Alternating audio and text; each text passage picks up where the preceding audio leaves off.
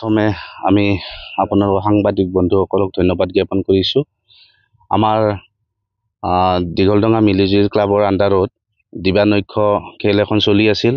আমি কিছু অসুবিধাৰ বাবে আমাৰ আয়োজক সমিতিয়ে কেইদিনমানৰ বাবে খেলখন স্থগিত ৰখা হৈছিল।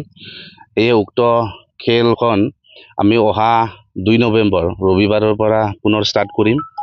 সেয়েহে সমূহ খেলপ্ৰেমী ৰাইজৰ উপস্থিতি আমি শ্ৰদ্ধাৰে কামনা কৰিছোঁ। ইয়াত টোটেল 12টা টিম আছিল। এতিয়া আমাৰ প্ৰথম ছেমিফাইনেলখন গুচি গ'ল। এতিয়া আৰু দ্বিতীয় ছেমিফাইনেলখন আছে। 2 তাৰিখে আমি ছেমিফাইনেলখন ষ্টাৰ্ট কৰিম সন্ধিয়া ঠিক 7 বজাৰ লগে লগে, আৰু ফাইনেল খেলখন আমি 3 তাৰিখে আৰম্ভ কৰিম।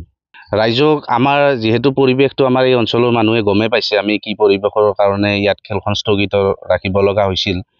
সেয়েহে সমূহ খেলপ্ৰেমী ৰাইজে পুনৰ যাতে আমাৰ এই খেলখন চোৱাৰ বাবে ইয়াত আহে, তাৰ বাবে আমি আহ্বান জনাইছোঁ।